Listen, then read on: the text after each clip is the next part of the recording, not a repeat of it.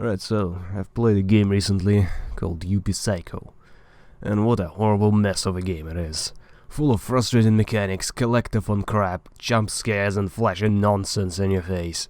And on top of it all, a save mechanic which almost tempted me to learn coding just so I could edit the inventory. I do not recommend this at all, but I finished it. It had a very interesting story, and I'm a sucker for mindfuck stories. This is my honest opinion with the first ending, and what I'm going to say next will explain in detail my thoughts about the game's flaws and merits, excluding the ending route too. Okay, so what it's about. A nobody from nowhere gets a job in a big city, in a big company. It'll give him social status and salary beyond imagination. Only, is it really what this is all about? Is it really just a company? Yeah, no big spoilers, but it's not trying to be subtle. So it's quickly obvious where this is going. Did get my imagination racing as far as more realistic approach goes. Oh boy, do I wonder what's going on behind closed doors in those big companies. Anyway, what did I like? The story, pretty much. It's a broad and simple answer, but I can't think of another way to put it. So the thing is that this entire thing is about the story, and it's obvious that whoever made this wanted to tell an interesting one. It's just, everything else is wholly lacking, so the aspects of it are interesting.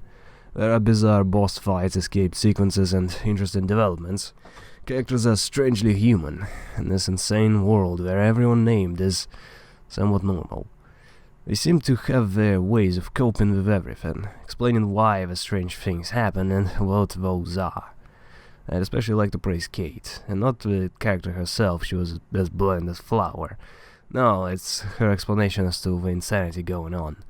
The people are dying and she's just brushing it off as, "Oh, we're just newbies and we aren't used to the corporate world."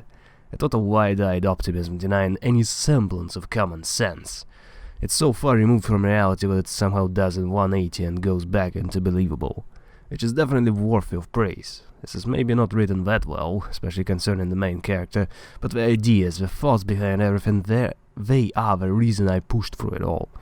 Despite the insane amount of frustration and having to walk through it at tab's length. Can you say that? I'm not sure. Point is, I consulted it often. And music. It's not amazing. It's not something like Doom 2016, Witcher 3 or Shadow Warrior, if you want examples of good soundtracks. The music here is doing what it's supposed to and I don't get tired of it. It's the only other aspect of this which I didn't hate. And honestly, I kind of want the main menu music to play in the background while I'm working on something sometimes. It's simple and trance-inducing, not bad at all. Okay, so that's the praise done. I'm sick for this, so my voice will probably be more rough than it should be. What did I dislike?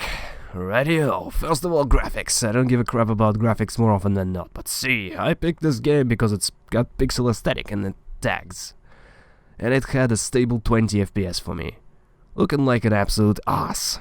It reminds me of games like Darkside Detective or McPixel. Only those are comedies and are endearing in how bad they look. Here they try to have some character art and animated cutscenes. Which means there is actual effort in the graphics department. Hell, the levels and enemies have creative designs, but boy oh boy does everything look awful. But it also runs badly. I cranked the resolution down to 648 by 480, or something along those lines. It somehow shrank my desktop as well. I'm assuming it does the fake full screen as a lot of modern games do, and as such I've had to deal with my browser window having half of the screen obstructed by the top bar. Okay, that's just me and my 15-year-old GPU, but you get the idea. It runs badly and it looks awful. Second is the gameplay. Now, I am using a gamepad. I mean used. The button malfunctioned. I swear everything what can go wrong does. Seriously, can go on about this forever. But regardless, when I used it, the controls reset every single goddamn time I ran the game. Sure is fun setting it all up over and over again, yet for some reason the keyboard settings saved. But at least the gamepad was supported, unlike a ton of games nowadays which have gamepad support, but don't detect shit except for Xbox controller, which I ask which PC user has.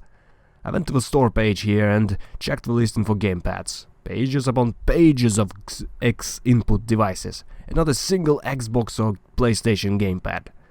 Not a single goddamn one! Gamepad support my goddamn ass. God, so tired of that.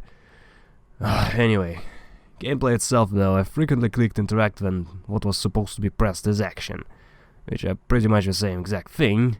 Why separate the two when I still don't know what the difference is? I have no idea. And there is the problem of glitchy movement. Sometimes the player gets hit. Then you can dodge, then you cannot. Unknown. And the level has a very annoying enemy which can only hit you 5 times. And it's borderline impossible to truly get away from that thing. Keeping distance, sure, but getting away? Oh, never.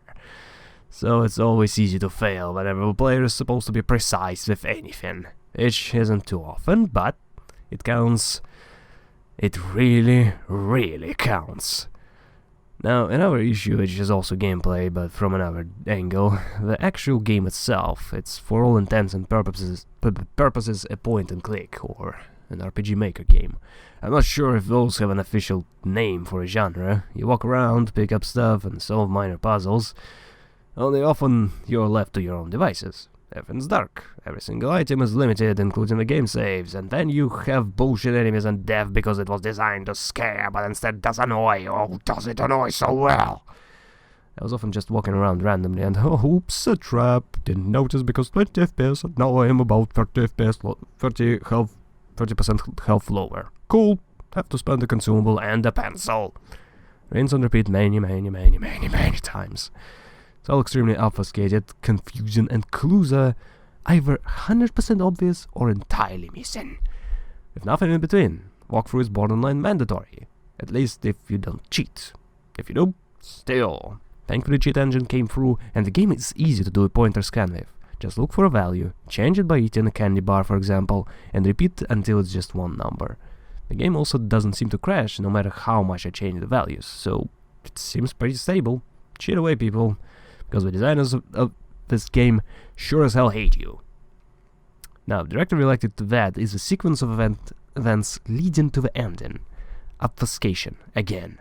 The puzzle to open the crypt is a little mean to the owl. And not obvious because nothing hints to it. And the fact that the party happens, which leads to things. Yeah, I won't say what it is. Again, how does one evade that? How do you keep using the light without getting hit? How are you even supposed to know how to trigger to fix the elevator event in a panic? Over earlier, the mouth of HR. I noticed the doll. I knew I was to use it. Now, how? That's a different matter entirely.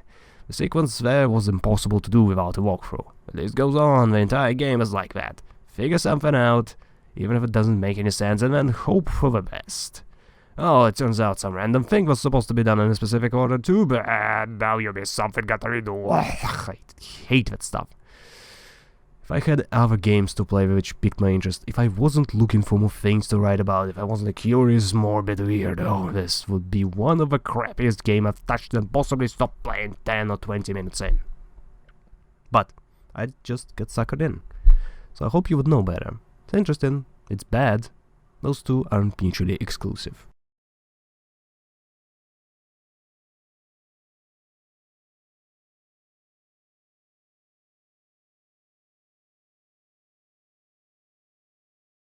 Now, this is just like a game. A second opinion after experience Office F.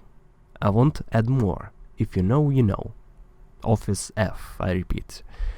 This route to experiences vastly different events, and because of that a lot of things are different, and a hell of a lot more interesting than the main route.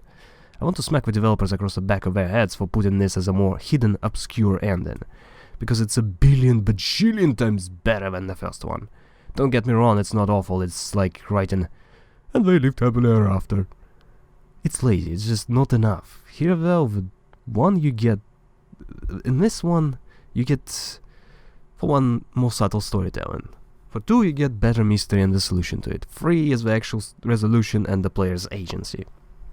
And 4 is the events right before the ending. The little people, the drones in the background which got no attention at all and were just obstacles. These got the minor spotlight and some comedy.